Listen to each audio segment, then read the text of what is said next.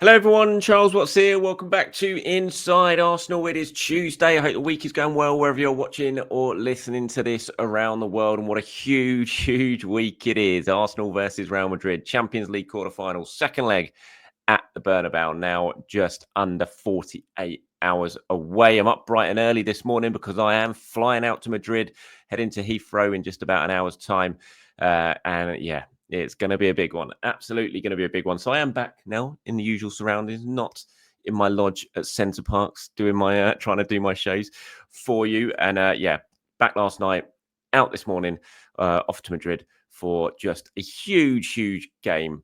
Any of you who are heading over and joining me in Madrid, safe travels. I know quite a few of you already got over already, but loads and loads are going to be making the journey today. So safe travels over there. Hopefully I'll see you on the streets of Madrid.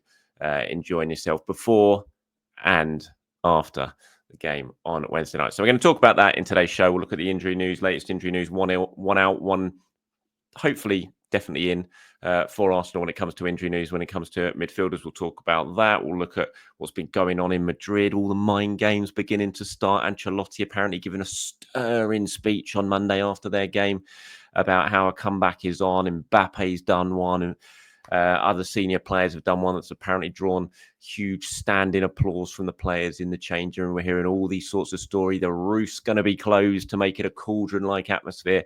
So all this mind games have started ahead of Wednesday night's game. So we'll look at that as well and a few other bits and pieces. But we'll start on the latest injury news when it comes to Arsenal. And it all kind of revolves around central midfield after the game at the weekend.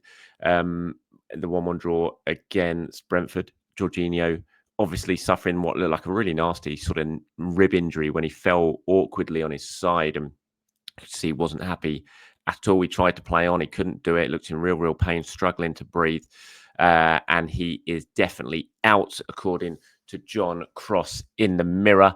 He's had x-rays on that injury, and he's definitely out for tomorrow's game. There is hope that he will play again this season, which of course means he will play again for Arsenal before he leaves in the summer. If not, then that will be the last time we'll see Jorginho, which will be a real shame if the last time we see him on a pitch in an Arsenal shirt is him struggling to breathe and having to be helped off the pitch in that match against Brentford. Look, he wouldn't have started tomorrow night's game. I think we all know that, providing everyone's fit and available. But it's still a blow because he's a really key player for Arsenal, experience-wise. What they're going to experience tomorrow night is, there's very few players who get to experience nights like Arsenal are going to have tomorrow night in the Bernabeu.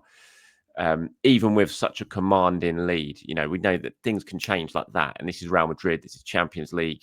We've seen them come back from seemingly the absolute impossible with just a few minutes to go in games, and they've somehow managed to turn it around. They've got full 90 minutes to do it on Wednesday night. So no one's counting their chickens at all yet, certainly not from an Arsenal point of view. Yes, they're in a commanding position, but the job is only half done. They've got to go and see it through on Wednesday night now. And Real Madrid are going to be all over them on Wednesday, no doubt about that. They're going to be flying out the blocks. And if just to have someone like Jorginho, even if he's not on the pitch, to have him on the touchline, to have him in the changing room, to have him on the training ground in these next today for the final session, yesterday, just on the plane, just that sort of sounding board for players to be able to talk to and to be able to get experience from if needs be. He would have been really crucial in that. And if he's not, he's definitely not playing, obviously, according to John Cross. I think that's blatantly obvious. We could tell that by the way he went off on the weekend. But if he's not even able to make the trip, which maybe he does make the trip just as a sort of traveling squad party member to sort of offer that experience, which would be absolutely invaluable. I doubt he will, but we'll have to wait and see on that. Mikel Arteta's press conference is going to be at 7:15 tonight in the Bernabeu. Hopefully I'll be there, providing my flight all goes on time and I arrive on time and manage to get there. And there'll be a player speaking at that as well. Arsenal are doing an open training session a little bit later on today. I think 11 p.m. That is due to start at London Colney. So obviously we'll see who's fit and who's not, who's available, who's training or not there. But I think no one's expecting Jorginho. So yeah, real shame for him as well to miss out. And in his final few games of an Arsenal player, this is a massive game for him going to the Bernabeu, being involved in that game. So for him to miss out, first of all, even before you take Arsenal into consideration, it's a huge blow for such an experienced player. So yeah, real shame. No Jorginho for Arsenal. As I said, Arsenal got that open training session a little bit later on today. I'll probably be sitting on an aeroplane by the time that gets underway, so I won't really be able to see who's involved and who's not. There'll be reporters down there, there'll be TV cameras down there for the sort of first 15 minutes of that session. I am expecting Thomas Partey to be involved in that session. From my understanding, he is going to be making the trip to Spain. He absolutely hopes to be fit and to be available, and he will be part of the squad for the trip to Spain. So, while Jorginho doesn't make it, my understanding is Thomas Partey will definitely travel. I'm not saying he's going to start, but I think he will start. All the sort of soundings that I'm getting is that Thomas Partey is okay, and providing nothing happens between now and then he'll certainly be in a squad, and I think he'll start. But we'll see more at that training session a little bit later on today in terms of whether he is involved. You never know. Mikel Arteta, will he try and pull the wool over Real Madrid's eyes with an injury doubt? Just leave him out of the training session for the first half an hour, then bring him in to get him involved once all the cameras are gone. But yeah, my understanding is that he is fit, so I fully expect him to be involved in that training session a little bit later on today. So this is a team that I would be surprised, and I will talk about this more in tomorrow's show from Madrid after speaking to Arteta and later on when we sort of gauge his opinion on the game and tactically all that sort of stuff. But I imagine this will be the starting 11. I'll be very surprised if it's not, unless there's some sort of injuries that we don't know about. So Raya's obviously going to go and goal. I think we don't know yet if Ben White is going to be fit or not. We'll find out that potentially at the open training session a little bit later on today. It'll be big if he is. It'll be good news. It was a real blow not having him at the weekend, because that obviously meant Thomas Partey having to play at right back and all of that sort of stuff, which we just don't want to see. We want to see Ben White fit and available and being able to rotate that right back spot with Jurrien Timber. So Jurrien Timber's obviously going to start this one. So I think it'll be Timber, Saliba, Kivior and Lewis Skelly. Then you've got Partey, Odegaard and Rice, obviously, as the three, and Saka, Marino and Martinelli. I don't really see Arteta straying from that in any way if all of those players are fit. I just think that's a team that's going to start, and hopefully the team that can write themselves into the history books when it comes to Arsenal. Just on Real Madrid, and I talked about this. You can see, if you're watching on YouTube, the picture here of the roof closed. They did this in the game against Manchester City last season at this stage of the competition. Didn't work in terms of a result because it was 3-3. Obviously, they went to the Etihad and knocked them out penalties after that in the second leg. But City stood up to that test relatively well, scored 3 goals.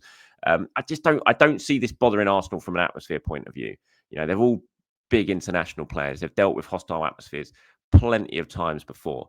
So I don't think the atmosphere is going to really sort of derail them or anything like that. I think if Arsenal are going to get derailed in this game, it's going to be down to Real Madrid's quality rather than the atmosphere. I can understand why they're doing it. They want to try and get every single advantage they can possibly get. And it is going to be huge, massively loud in there. Obviously it is. But there is going to be thousands upon thousands of Arsenal fans over in Madrid for this one. Yes, you're going to have the official away allocation, of course you are, but there is going to be an Arsenal all around that stadium. I know so many people who are going to be in the Real Madrid end. You think back to 2006 when Henry scored that goal, when the ball went in, Arsenal were everywhere in that ground. You saw them all leap up, you heard them celebrating. It's going to be exactly the same. So while it's going to be loud from a Real Madrid point of view tomorrow night, it's also going to be loud from an Arsenal point of view tomorrow night. I think you're really going to hear that travelling support tomorrow, and Arsenal are going to need every single one of them to be as loud as they possibly can. And as I said, the sort of mind games with Madrid are starting. You're hearing it in the reports that are coming out of Spain in the Madrid papers about how they believe it's going to be the remontada, the sort of their version of what Barcelona did to PSG just a few years ago, of course, and all the stories are dripping out about the changing room speeches and how the players believe and all that sort of stuff. And ultimately, we're going to find out on the pitch tomorrow night. You can have all this sort of stuff leaking out in the press before the game. You can maybe try and unsettle Arsenal and get into their heads a little bit about what's going on and how they believe they're going to turn it around and how unbelievable the atmosphere is going to be.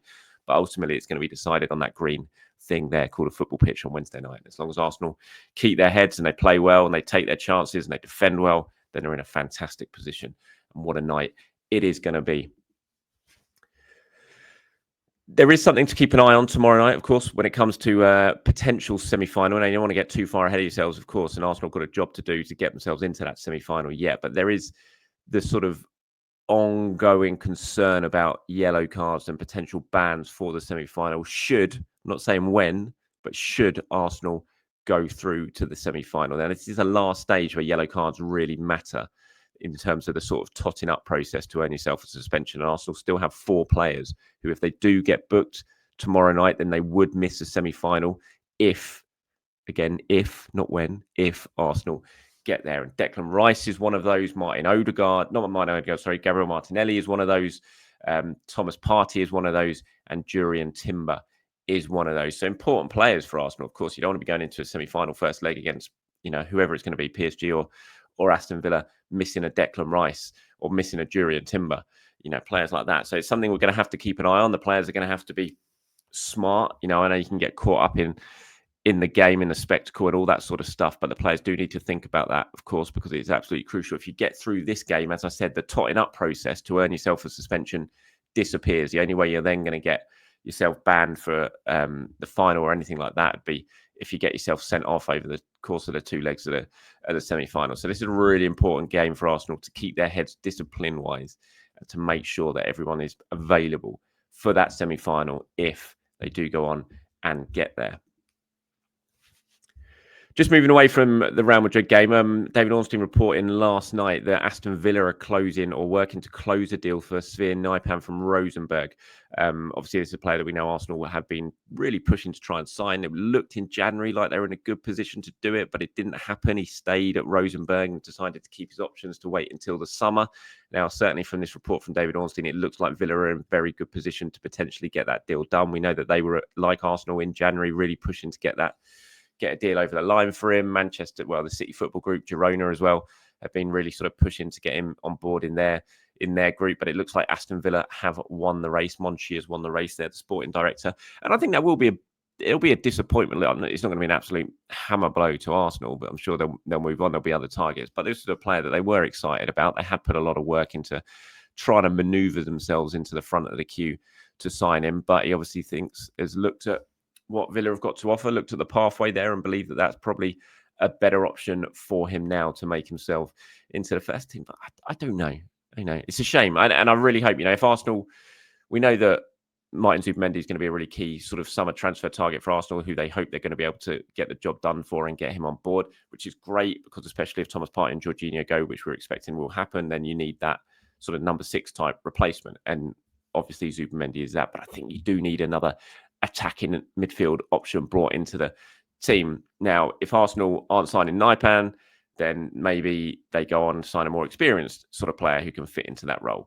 And is that more what Arsenal need right now? Potentially so, than a young kid who's going to have to settle in. So I don't look at it as an absolute hammer blow, but what I do look at it as if he's not going to be the new sort of attacking midfield option that Arsenal are going to bring in, and I certainly hope they do pivot to someone else who can come in and just add a little bit more creativity or creative mindedness to the attack, certainly in that sort of left-sided central position when it comes to the attack. So yeah, that's the latest from David on Sverre Nypan, and also Kinglsey Coman that continues to do the rounds.